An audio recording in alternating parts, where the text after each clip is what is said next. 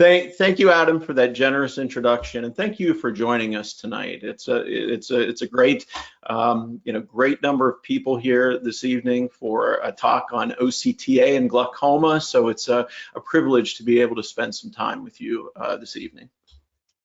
So there are a lot of ways to reach out to me if you want to continue the discussion. All of my slides tonight are found on MikeCymbor.com. So if you have any questions about the slides or you want to dig in a little deeper, then feel free to access those. Send me an email, reach out to me through all the different various media, social media sources, and I'm always happy to engage and carry on the discussion.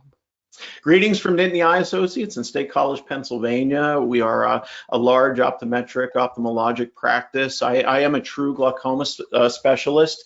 I've been in optometry probably 27 years, and for about 20 of those, I was a primary care optometrist with an interest in glaucoma, and I still do quite a bit of primary care, but I do have a true glaucoma subspecialty. So where I'm coming from tonight is that type of experience in deep with glaucoma, and I've been using OCTA for probably 5 years, maybe 6, and so I'm really excited to be able to share some of my experiences with you tonight. Much of my glaucoma knowledge comes from the Optometric Glaucoma Society, and so it's a real honor for me to be a part of that. And if there's one meeting that I will not miss every year, it's the OGS, and so I'm excited that we're less than 2 months away from that coming up at the Academy. So tonight we're going to be talking about advanced diagnostic and enhanced glaucoma patient management and outcomes, how we can use both the Solix and the OCTA function to maybe manage glaucoma in a slightly different way than we currently are. This whole talk stems from this question that came up maybe 5 or 6 years ago in a conference, and we were having a discussion. If you could pick one instrument for glaucoma management, what would you pick? And some people yelled out tonometer, visual fields, all these different things. But I think as time has gone by and this has evolved, and we could add ORA to the mix. All these different types of glaucoma instruments, but easily OCT would be that in our practice. And so that's why and to watch OCT evolve as the years have gone by, now having OCTA capabilities and watching the resolution just get better and better and better. So it's fun to see where we've been, but also where we are now and where we'll soon be going in the near future. All right, so there are many choices out there, and so I know that in fact, in our office, I'm using several different OCTs. Our flagship office, at any given time, we have 5 or 6 optometrists all at the same time, one ophthalmologist, and so we are a busy place. We have a lot of instrumentation, and so there are many choices out there. But what do I want in an OCT instrument? I want easier to use for technicians. I want easier diagnosis. I want best-in-class OCTA with metrics, and I'll explain what that means. I want best progression analysis, better with advanced glaucoma. We know in advanced glaucoma we often hit the floor, and then what do? Well, we're left with visual fields, and we know as the glaucoma becomes more advanced, monitoring visual fields primarily, there's so much variability and unreliability at that stage, but that's in the past has been the best we've got. So give me something in advanced glaucoma that can do a better job. And I want edge-to-edge angle scans. And so these are the things I want as a glaucoma specialist. I know many of you want as well. So ease of use, and I will first say that I would not know how to run an OCT myself, but I have amazing technicians here. Here are 2 of them, the Thing 1 and Thing 2, Abby and Kim, and so I have to rely on them to get amazing scans. And so I want something that's as easy for them to use as possible. And so when we have a conversation about the Solix instrument and how fast the scanning speeds are, they come to me and say, oh yeah, this is much better than previous generations or other OCT instruments that we may have in our office. And so take it from thing one and thing two, not from me, that it is easy to use. The Solix is very easy to use. Now let's move into the next section, and I'll illustrate my point with a case. We have a 59-year-old referred from one of our local optometrists. Again, we are a glaucoma referral center. Tmax 21 and 20, central corneal thickness 556, 547, corneal hysteresis 10.1 and 11.0, no family history, blood pressure 139 and over 87. So we use the Hogstrite octopus in our main office, and you can see that this is this is more than mild glaucoma based on the fields. Looking at the nerves, we can see infratemporal, and you can see, I'm assuming you can see my my cursor here. And if that's not the case, please let me know. And in the left eye, we see infratemporal thinning as well. We also see a transheme. And when we look at the arteries and veins, we can see there's quite a bit of attenuation there. And so here we have our Solix report, and there's just so much information, but it is on either one or two or sometimes three screens. I know some of the instrumentation that we've used in the past have required 8 reports, 9 reports, sometimes even more reports, but pretty much in three to four reports from the Solix, I can get so much information. So I'll just kind of walk through all of these things here. And so, we have the en-face image, and in that we can see the nerve fiber layer defect infratemporally.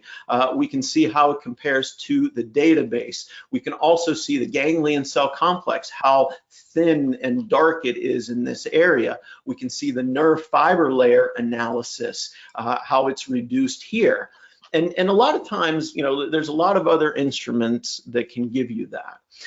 But here's where the Solix goes a step further. Now we can see OCTA, we can see the angiography. And not only do we see, oh yeah, right where we see the nerve fiber layer defect, we see reduced angio, we see reduced vessel density in that same area. So we can have full confidence that, yeah, this is a true nerve fiber layer defect, and yes, it's affecting the blood supply. There are several studies that indicate we're going to start seeing this before we see it over in the en-face image or clinically.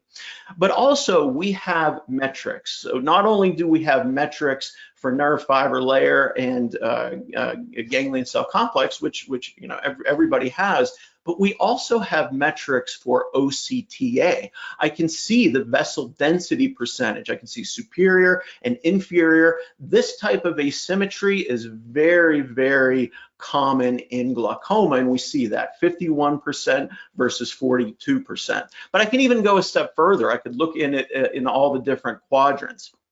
And so the beauty of OCTA is not being able to just eyeball it and see that, yeah, there is reduced vessel density, reduced perfusion in that area, but we can also look at the metrics and see what the vessel density percentage is in a number. And that also, we can also measure that as time goes by.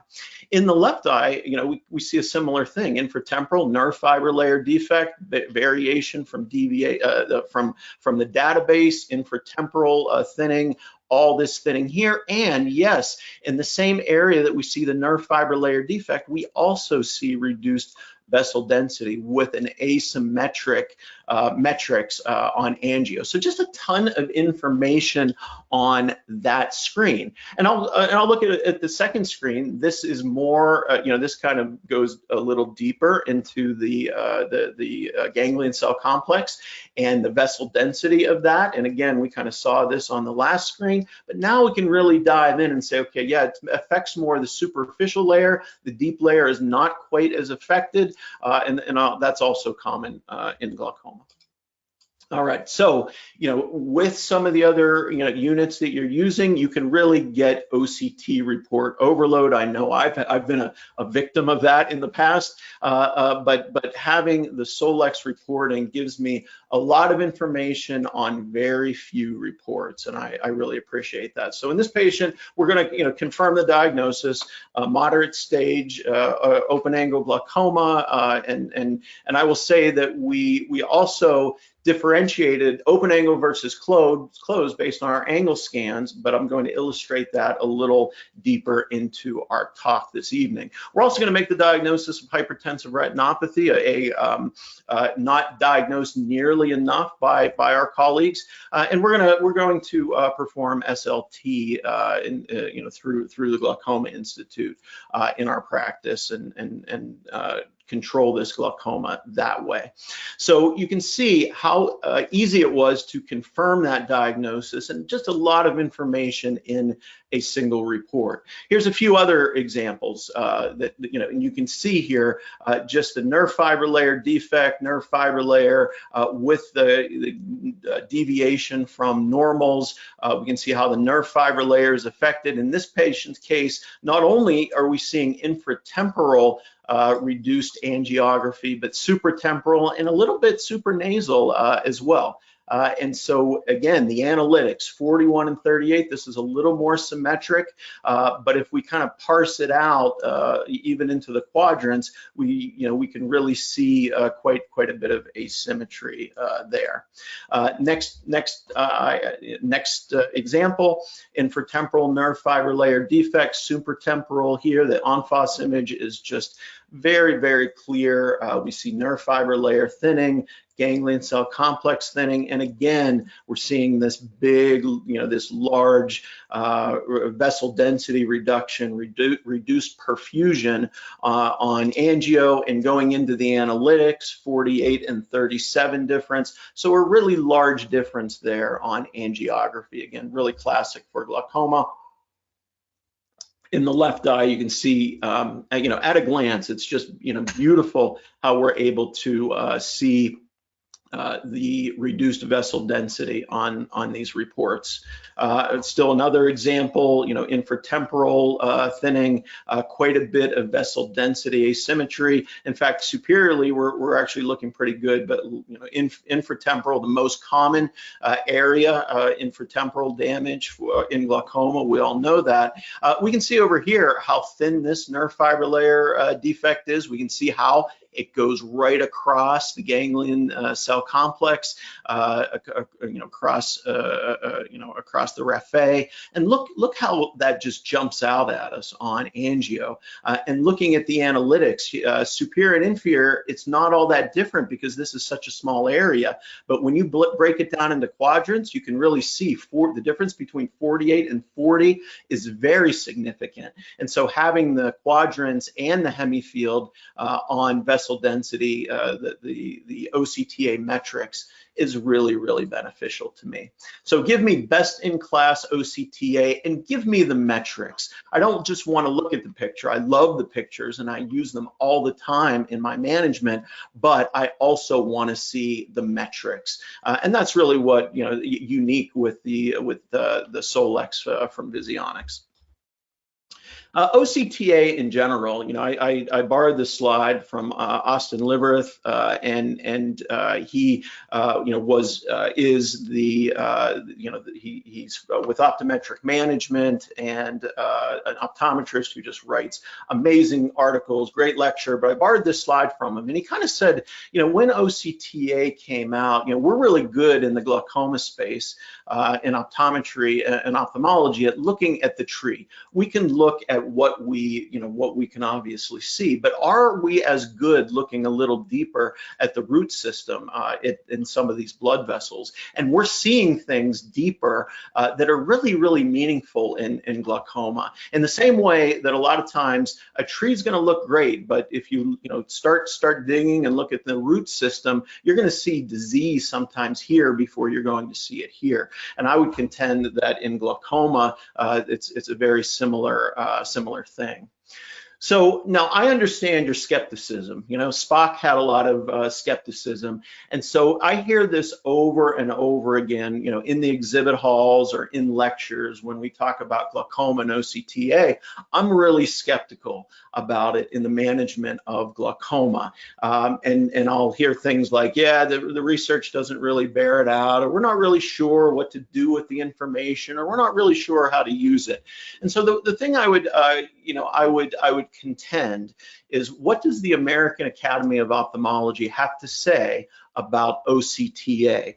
And this was a study that came out in 2021. All right, so 3 years ago this came out, and I'm going to be very fair in my assessment. Of course, this talk is sponsored by Visionix, and I appreciate their willingness to bring content like this to you.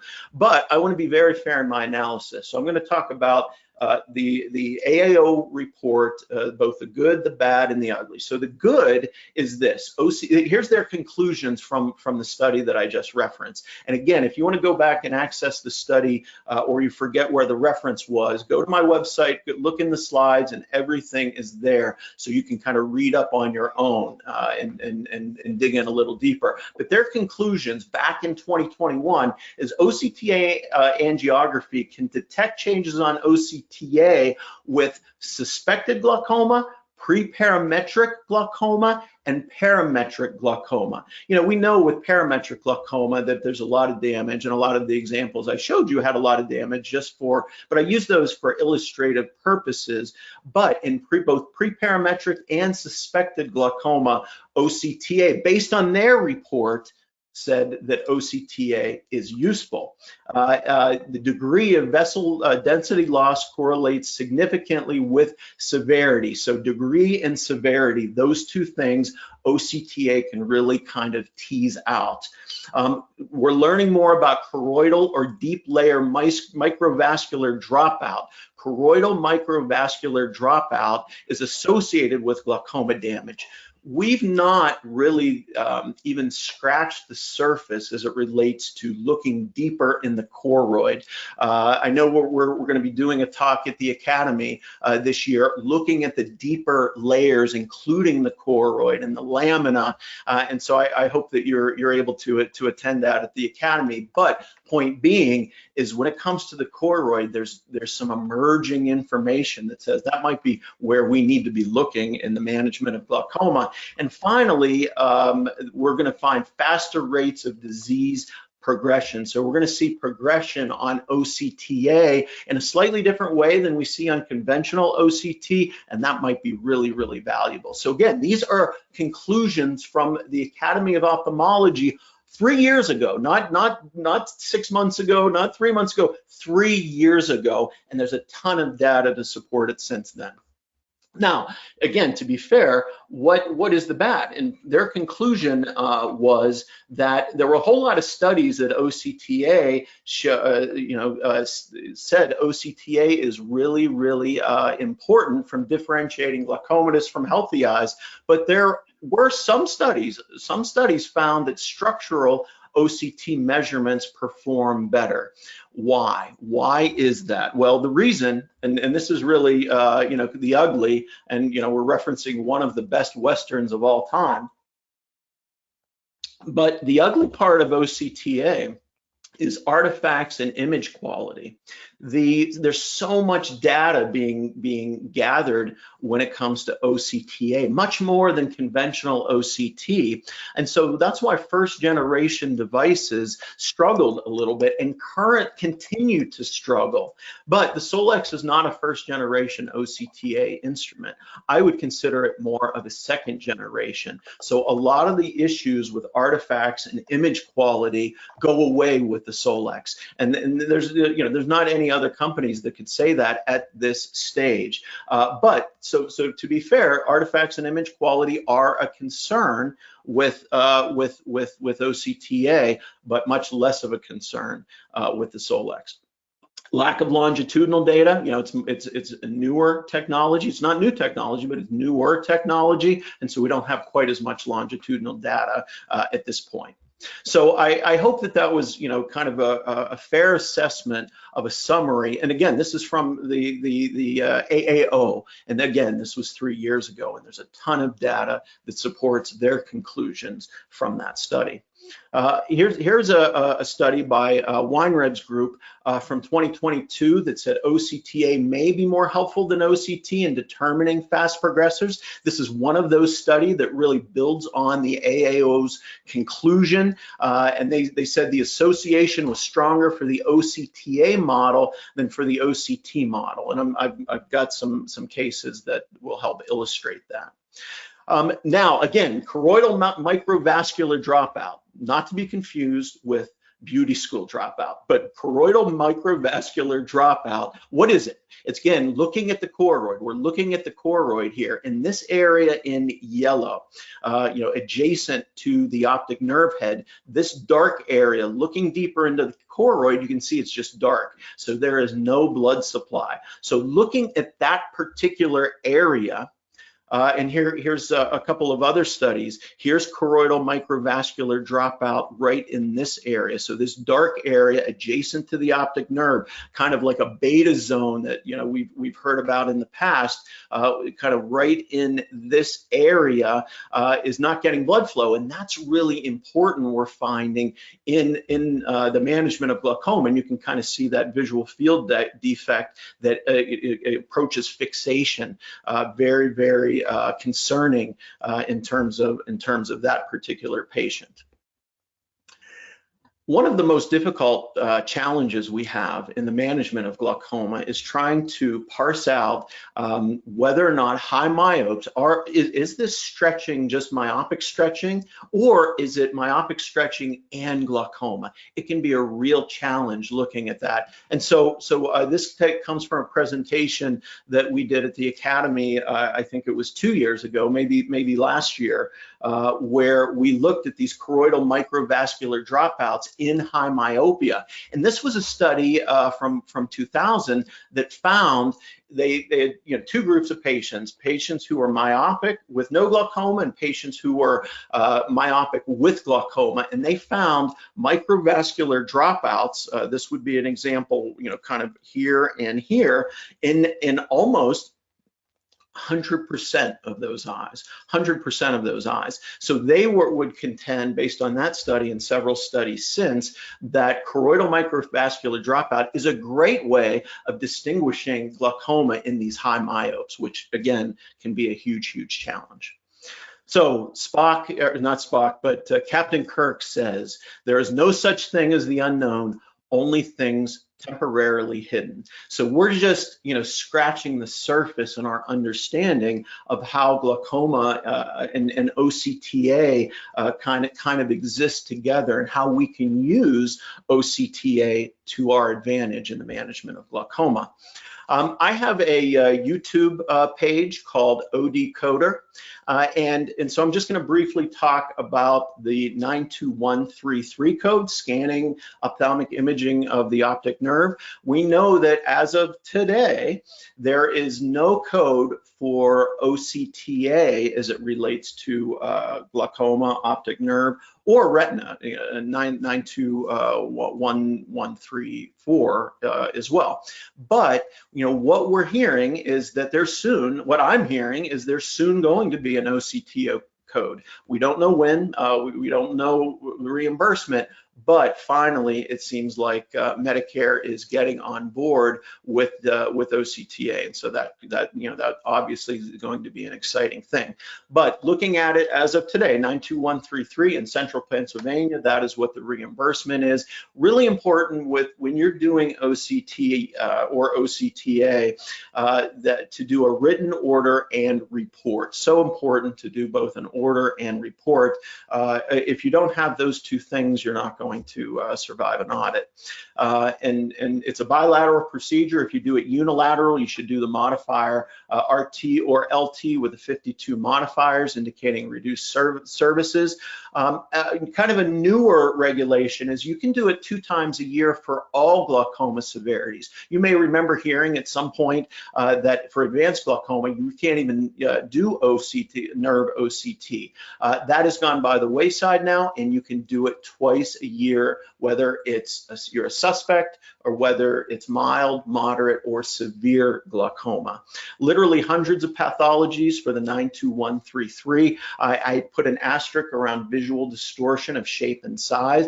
That is one code that virtually, all these different procedure codes, diagnostic procedure codes, will be reimbursed for, and it is mutually exclusive with 92250. And so, not a great idea to bill 92250 and 92133. There are times where it may be indicated, but I think if you do it too often, you are at risk for audit. So on ODcoder, on my YouTube page, I have videos for many different procedures, and about every 2 or 3 weeks, I'll post a new video. So if you want to, follow that and get alerts when I post new videos, feel free to, to follow my ODcoder page. Now, moving into advanced glaucoma, we've talked about the importance of when you hit the floor with GCC and nerve fiber layer, how are you going to manage it? Well, currently we're going to do visual fields. Maybe we'll do a 24-2, maybe we'll do a 10-2. But very difficult, based on reproducibility. So give me something in the more advanced types of glaucoma, and that will make me happy. So how low can you go? Kind of what I'm illustrating here is that and this was a Weinreb Zangwill study in 2019, and they showed that the ganglion cell complex hits the floor at about -14 decibels on the visual field. And so we're getting into more advanced glaucomas, but nerve fiber layer hits the floor at -17. So what do you do in a -18 or a -19 patient? And how are you going to manage those? Well, again, most of the time we go to visual fields, but now with OCTA, we can go even deeper. And so parapapillary vessel density, so the vessel density around the optic nerve can go up to -19.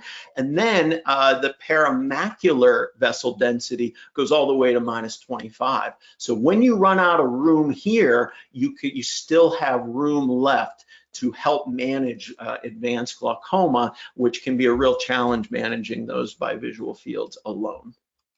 To illustrate my point, here is an advanced glaucoma patient where we have hit the floor both in ganglion cell complex, you can see the floor is right here, and nerve fiber layer, the floor is right here. So it's not going to be a big benefit running OCTs, conventional OCTs on these patients.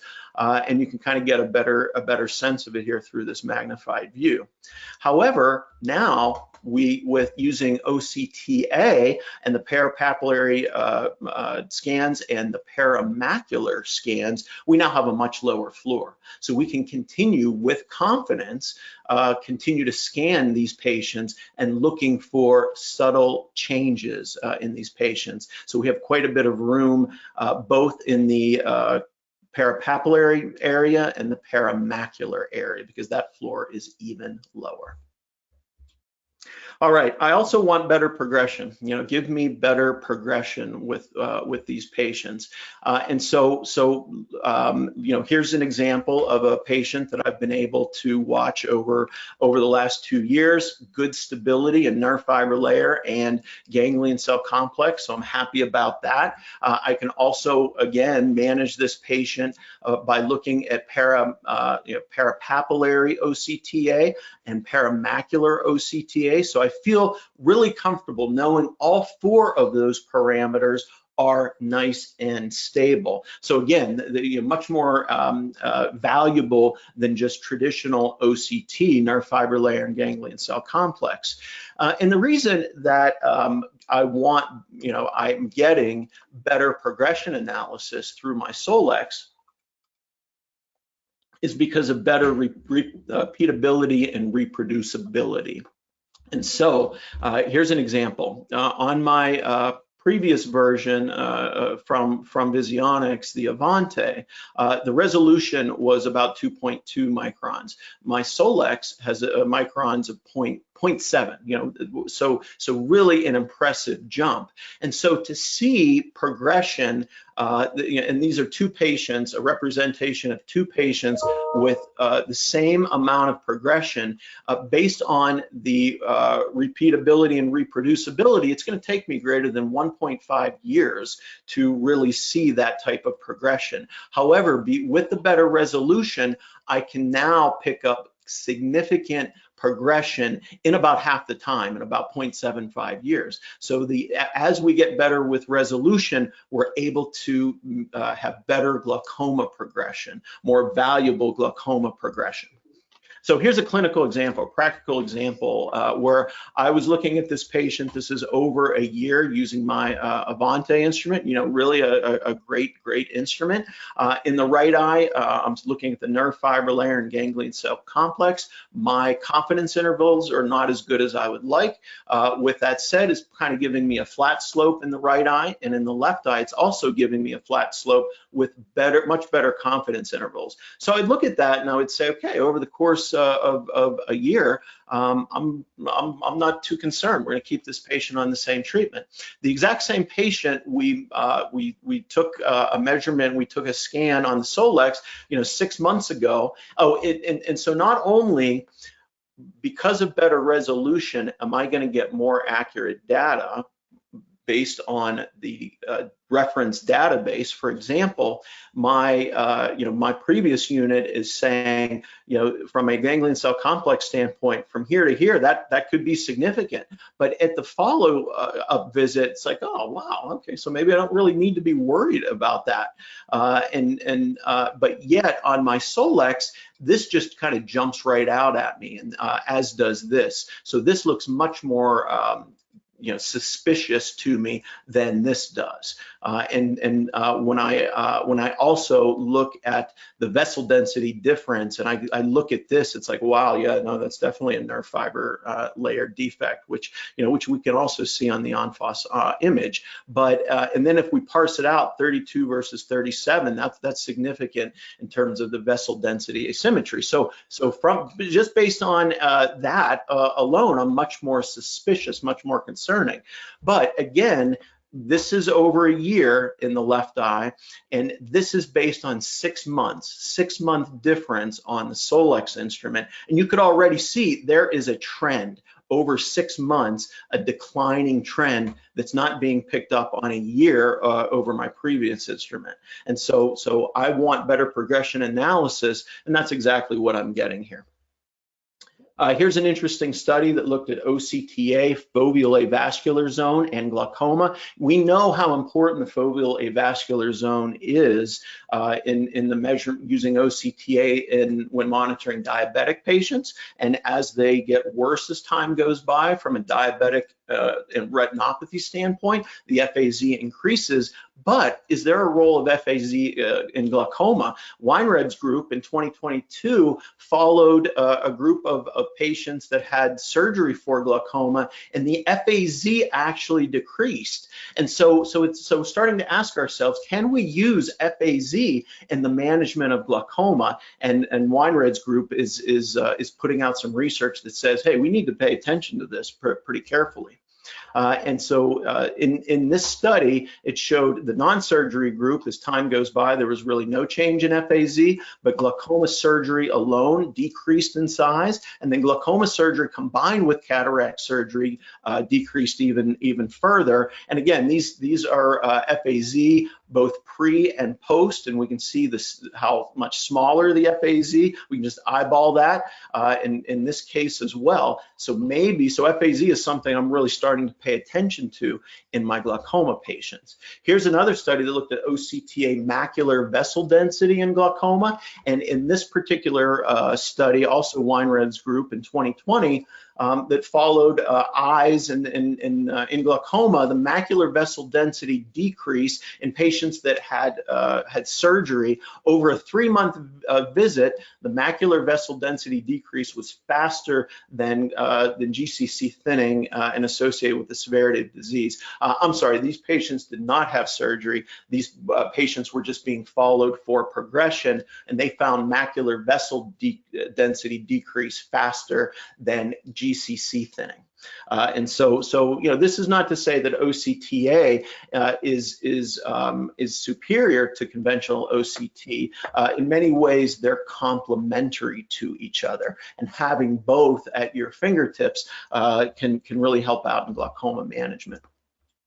And then, is blood flow in glaucoma reversible? Is it reversible? I borrowed this slide from Drew Rickson from Memphis, who we've had a chance to work together closely over the last couple Academy meeting lectures. And what he found was, here was a study from 2018 that found that reversibility with vessel density. And patients that were treated with certain medications improved vessel density, improved perfusion. And so are we at the point now where we can more comprehensively tell a patient, once we put them on a treatment, hey, you know, you're actually improving based on our treatment, more than just looking at pressures and hoping that we're reducing stress on the optic nerve, actually seeing true objective evidence of improvement, perfusion improvement. Now, final thing is the kind of the final point that I would like to make about the Solix is anterior segment imaging.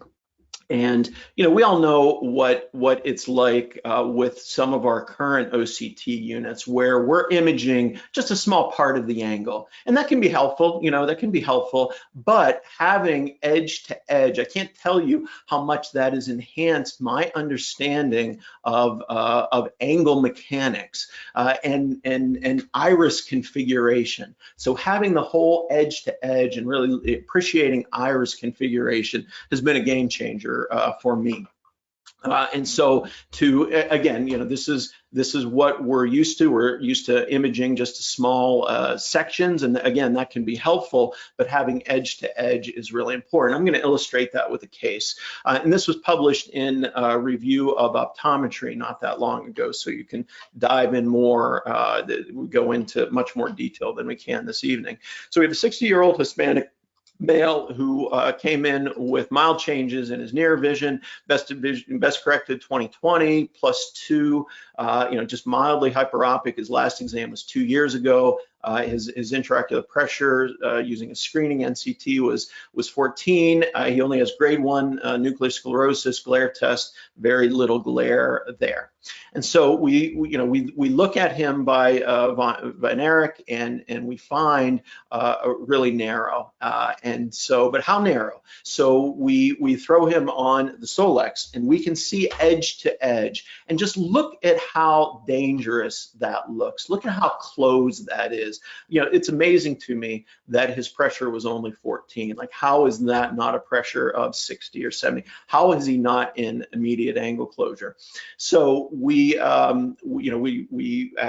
consulted with our in-house ophthalmologist, fellowship trained in glaucoma, and we said, really, we should be considering cataract surgery here.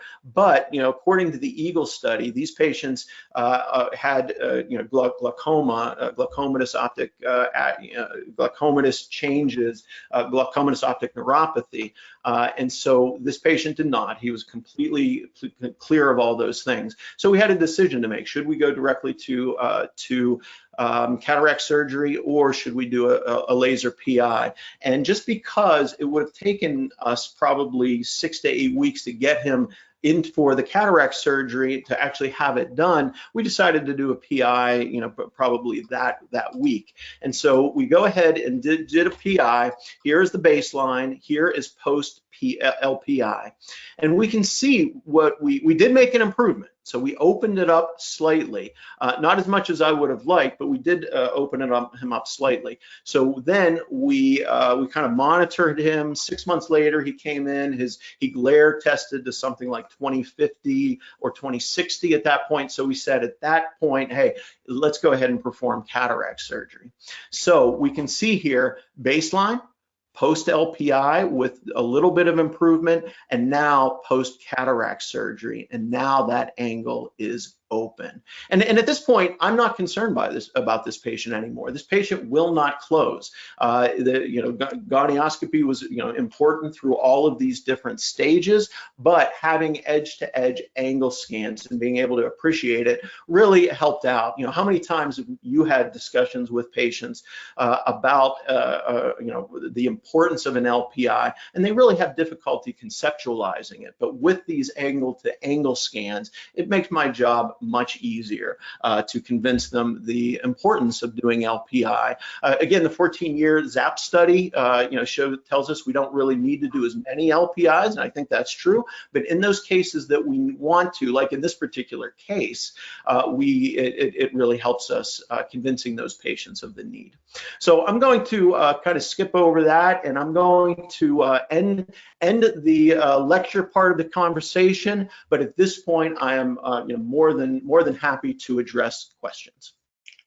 All right, well, thank you, Mike. That was really great. And we do have a bunch of questions. And everyone, remember, if you have any questions on the right side of the screen, feel free to type questions into that box, and we will try to get them all answered. And so let's see. Question here. First question, you mentioned the Avanti before. I don't know if you have time to actually do this. Can you go over the differences between the two units? Yeah, and I would say this: they both have angio, and they both are amazing glaucoma tools. Like, we used our Avanti for years, and probably, I want to say 6 or 7 years prior to our Solix, and it's a great instrument, and I'm so appreciative of it. And it was the first unit that gave me OCTA, so it really allowed me to expand into this space.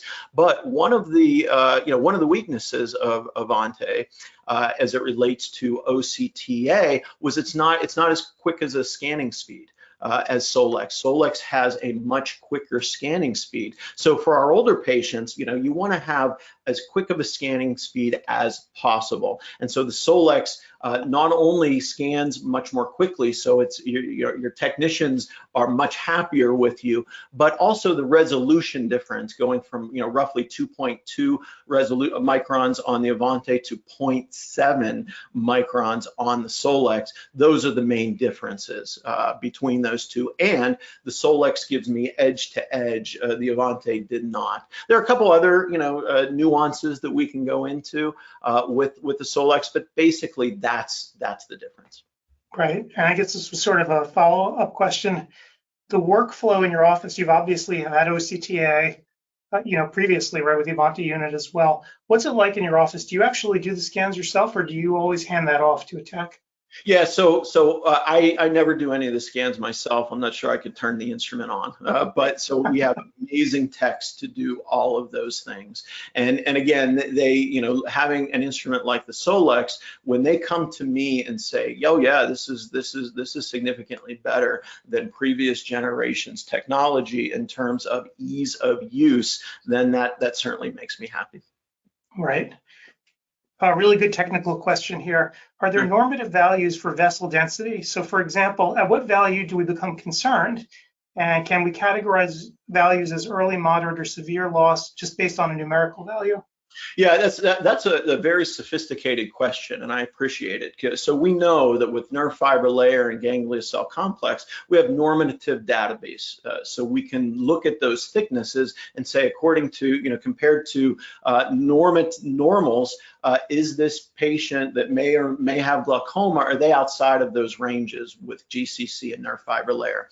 We do not have that yet for OCTA. So we have metrics and we can see those numbers, but we can't what I can tell you is based on my experience, I have a pretty good sense of normals and those numbers on metrics where they're going to fall out, but we don't yet have a database that we can use for vessel density. So thank you for that question. Right, and I kind of wondered, with the increased uptake of OCTA over the past, say, 3 or 4 years even, if that database will eventually become available, right? If there's going to be so much data out there, if manufacturers like Visionix can't actually produce something. Yeah, you raise a really good point, and what I would say is, like, gosh, we're talking about glaucoma and OCTA. I can talk to you for hours about the importance of OCTA in diabetes and hypertensive retinopathy and all those things. So it's so fun that we're now getting into the glaucoma space. And so my hope is that, at some point in the near future, we're going to have reference databases for OCTA. And I think as scanning speeds improve and we get more sophisticated, it's only a matter of time before we're going to be able to do that. Right. And interesting question here about resolution. And I guess I'll make it a more generic question. I don't know if you've actually been exposed to the breadth of the market of OCTA units out there, but talking about resolution, how has it changed over time, and what are you seeing? Obviously with Visionix, you have the Solix, and you know that unit intimately, but has the resolution been improving over the past few years? Yeah, I would say that based on my experience with Avante and how that is changed with the Solix, having the faster scanning speeds, I'm getting much more reliable data, much more reproducible data. And so I don't actually know the answer on whether or not the resolution has improved. But what I can tell you, practically speaking, the scans themselves have improved in a big way, going from previous generation to Solix. Right, yeah, because there's another question here actually about patient compliance, because they said they had a very old unit, one of the first generation OCTAs, which was great, but it was very difficult for the patients because the scans took, however long it was, a minute, 2 minutes, whatever it was. Yep. And so you're finding that's actually much shorter now. Yeah, so much shorter. So, probably with my previous generation OCTA, I could scan maybe, 50 to 60% of all patients that could do a nerve fiber layer in GCC. I could also scan them on OCTA. Now that number is probably 85 to 90%. There's still, maybe 10% of my patients that I'm not going to be able to get a good OCTA on, and that's, that's okay for various reasons. But that percentage now is huge with the Solix. Right. Interesting practice management question here. Are there any billable diagnostic codes for an anterior seg OCT for checking the angles? Yeah, there is. It's 92132, and that can be billed up to twice a year. You have to be a little careful with the diagnostic codes. So, low risk glaucoma suspect, you cannot use that code when you're building anterior segment. It has to be high risk code or one of the narrow angle codes. If you want more information, you really definitely should go to my YouTube page, because I talk about that particular procedure in great detail. Great, and we'll actually put a link to your YouTube channel where the archive of this video is going to live on Odwire. We'll put it right beneath it so Thanks. People can get directly to the channel. Thank you. Sure. And question here, I don't think this one's for you probably, but it's a question on pricing. Roughly how much does the Solix cost, give or take? Yeah, that's out of my realm. So I don't know if anyone at Visionix wants to tackle it. I think I know what the answer is. I can almost recite it now, that you have to ask your rep. Am I right? Yeah. So Adam, if they just go to like Visionix.com/US/Odwire, they can fill out a form and we can get them in contact with their rep. It really all does vary based off of, what we have going on. We've got View coming around the corner. We'll be there and we're going to have some great specials, hopefully get to preview some new things coming down the pipe, so you guys will get to see that. And then we have some trade-in deals, so depending on what you're trading in, obviously that affects your price as well. So the best way to know based off your case is to just, go online, fill out a form, and my team will get you connected to your rep. Excellent, and I'll put up the link. We have our own little special Odwire landing page, as you alluded to, so I'll put the link to that right beneath the show as well when the archive goes up, so people can get to it quickly. And I guess one follow-up question would be about the training. So, Mike, of course, you mentioned that you wouldn't even know how to turn it on, but clearly your techs do. Yes. And so, how did that actually happen? What's the process of getting onboarded? Yeah, so at the time, we had amazing training, in-person training. I don't know, whether or not it's still in-person training, but OCTA was a little different animal for us, and I know Visionix was great in training our technicians to really kind of be comfortable with it, and we were able to hit the ground running. Great. All right, well, it actually looks like we have hit the 1 hour mark. So Mike, I want to thank you for being here and sharing all this with us today. And thank you everyone for showing up here tonight. And this archive will be available on Odwire within the next 2 to 3 days. And you'll be getting a follow-up email all about it. So don't worry if you missed anything, if you want to look at the slides again, they'll all be there for you to look at. So Mike, thanks again for being here. Thank you, Adam, for hosting and moderating this, and thank you to Rachel and Ciara and everyone at Visionix for giving me the platform. Absolutely. Well, thanks so much, and I guess I'll see everyone online. Good night, everyone.